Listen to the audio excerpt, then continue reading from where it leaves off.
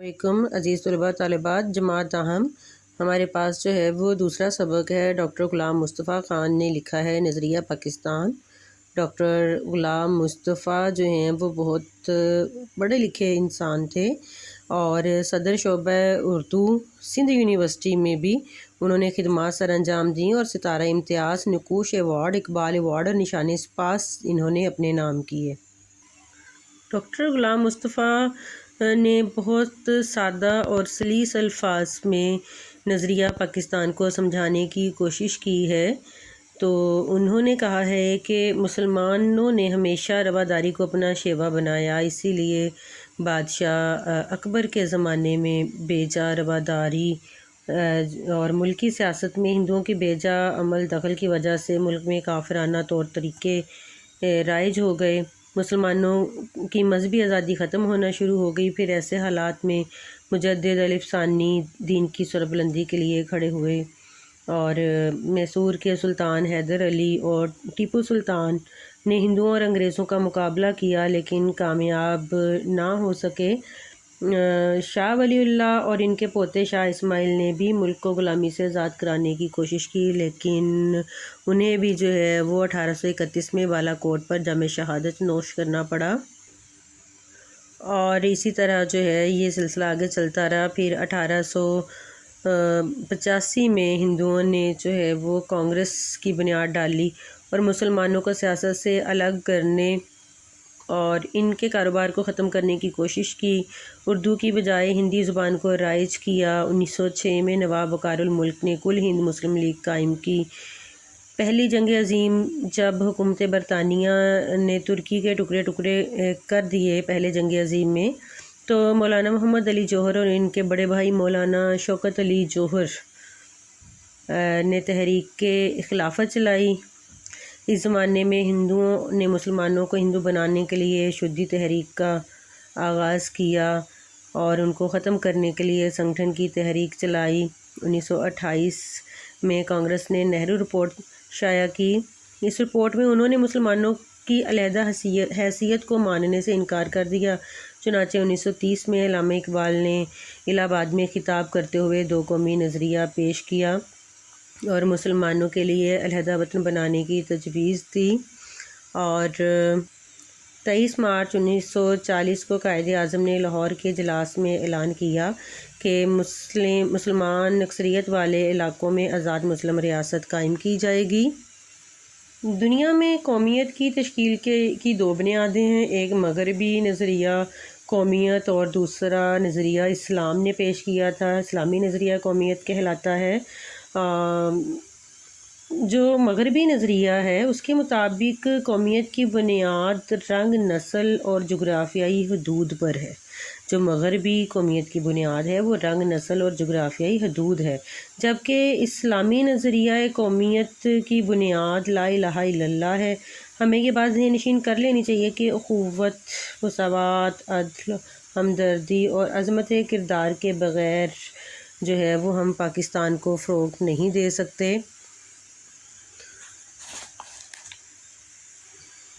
اور نظریہ پاکستان کا مقصد اسلامی اصولوں کی ترویج ہے۔ قائد اعظم کی پرخلوص قیادت، مسلمانوں کے یقین، اتحاد اور عمل فہم کی وجہ سے 14 اگست 1947 کو پاکستان کا وجود جو ہے وہ قائم ہو گیا۔ ہمیں ہر طرح کی گروہ بندی سے بالاتر ہو کر تمام پاکستانیوں کی فلاح و بہبود کی کوشش کرنی چاہیے۔ اپنی سیرت اور کردار کو اس کے مطابق ڈھال کر ہمیں دوسری قوموں میں امتیاز بھی حاصل ہوگا اور ہم اسلامی اصولوں کی روشنی میں پاکستان کو توانا، مستحکم، شاندار اور پرعظمت بنانے میں پوری طرح کامیاب ہو جائیں گے۔ انشاءاللہ امید ہے کہ آپ کو اس سبق کے اس خلاصے کی سمجھ آئی ہوگی۔ اب آئیے اس سبق کی مشق دیکھ لیتے ہیں۔ پہلے ہے مختصر سوال، مسلمانوں کو اپنے دینی معاملات میں اپنی آزادی کب ختم ہوتی نظر آئی؟ بادشاہ اکبر کی بیجا رواداری اور ملکی سیاست میں ہندوؤں کے عمل دخل کی وجہ سے کافرانہ طور طریقے اس قدر رائج ہو گئے کہ مسلمانوں کو اپنے دینی معاملات میں آزادی ختم ہوتی نظر آئی۔ سلطان ٹیپو اپنی جدوجہد میں کیوں کامیاب نہ ہو سکا؟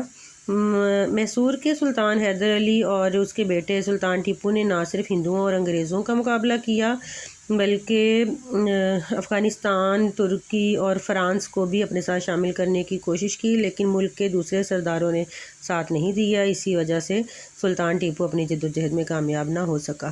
تحریک خلافت کیوں شروع کی گئی؟ ہندوستان میں مسلمانوں نے ترکی میں خلافت کے تحفظ کے لیے اور حجاز مقدس میں مقامات مقدسہ کی حفاظت کے لیے علی برادران کی رہنمائی میں تحریک خلافت شروع کی تھی۔ علامہ اقبال نے مسلمانوں کے لیے الگ وطن کا مطالبہ کب اور کہاں کیا؟ 1930 میں الہ آباد کے جلسے میں علامہ اقبال نے الگ وطن کے لیے وہ مطالبہ کیا۔ اہل مغرب نے قومیت کی بنیاد کس پر رکھی؟ اہل مغرب نے خاندانی، نسلی، قبائلی بنیادوں میں ذرا وسعت پیدا کر کے قومیت کی بنیاد جغرافیائی حدود پر قائم کی اور کہا کہ قوم وطن سے بنتی ہے، اور یہی نظریہ دو عظیم جنگوں کا بھی باعث بنا تھا۔ مسلمانوں کی قومیت کی بنیاد کیا ہے؟ مسلمانوں کی قومیت کی بنیاد وہ ایک کلمہ یعنی کہ لا الہ الا اللہ ہے، جو کہ ایک نظریاتی پہلو کو نمایاں کرتا ہے۔ ایسا نظریہ جس میں رنگ، نسل اور وطن بنیاد نہیں بلکہ عقیدہ اور کلمہ بنیاد ہیں۔ اچھا جی، نظریہ پاکستان کا مقصد کیا ہے؟ نظریہ پاکستان کا مقصد پاکستان کو ایک اسلامی اور فلاحی مملکت بنانا ہے، اور جس میں ذاتی مفاد کی بجائے قومی مفاد کو پیش نظر رکھا جاتا ہے۔ شدی اور سنگٹن کی تحریکوں کے کیا مقاصد تھے؟ جیسا کہ ہم نے سبق میں پڑھا تھا کہ شدی کی تحریک ہندوؤں نے تحریک خلافت کی وجہ سے شروع کی تھی۔ اس میں انہوں نے مسلمانوں کو ہندو بنانا تھا، جبکہ دوسری جو تحریک انہوں نے سنگٹن کی شروع کی تھی، اس کا مقصد مسلمانوں کو ختم کرنا تھا۔ آئیے اب اس سبق کے پہلے پیراگراف کی وہ ہم تشریح کر لیتے ہیں، اس کے وہ ہم دیکھ لیتے ہیں۔ مسلمانوں نے ہمیشہ رواداری کو اپنا شیوا بنایا، یہاں سے لے کر زوال شروع ہو گیا تک یہ پہلا پیراگراف بنتا ہے ہمارا۔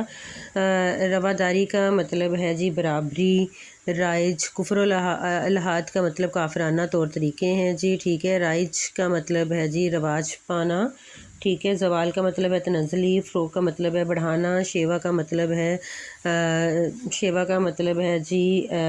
طریقہ انداز۔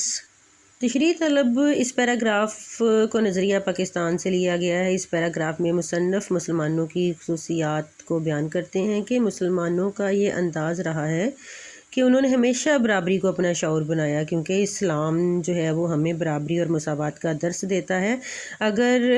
مگر وہ دین سے غفلت اختیار اگر ہم کرنے لگیں تو وہ اس دین پر قائم رہنے کے لیے ہر ممکن کوشش وہ نہیں ممکن ہو سکتی، کیونکہ دین سے غفلت وہ ہو ہی نہیں سکتی۔ اگر ہم دین پر قائم رہیں گے تو ہی ہم وہ برابری کو اپنا شعار بنا کر وہ اچھی زندگی بسر کر سکیں گے۔ لیکن تاریخ گواہ ہے کہ بادشاہ اکبر کی اگر بات کی جائے تو ان کے دور میں حد سے زیادہ وہ ہندوؤں کا سیاست میں عمل دخل بڑھنے لگا تھا، جس وجہ سے مسلمانوں کا اپنی آزادی سے دینی معاملات میں مشکلات آنے لگیں، اور اکبر کے دور حکومت کے آخری دور میں حضرت مجدد الف ثانی نے اس کے خلاف آواز اٹھانا شروع کی۔ انہوں نے جہانگیر کے دور میں ہر مشکل کو برداشت کرتے ہوئے اسلام کی اشاعت کی اور اس کی ترقی کے لیے اقدامات کیے۔ ان کوششوں کے بعد آنے والے حکمران شاہ جہاں، اورنگزیب دین کے خادم بنے، مگر کیا تھا کہ اورنگزیب کے بیٹوں کی نااتفاقی اور کمزوری اور بزدلی کے باعث مغلیہ سلطنت وہ زوال کا شکار ہو گئی تھی، ٹھیک ہے۔ امید ہے کہ آپ کو اس پیراگراف کی وہ سمجھ آئی ہوگی کہ آپ اس پیراگراف کو اپنے الفاظ میں کس طرح تشریح لکھ سکتے ہیں۔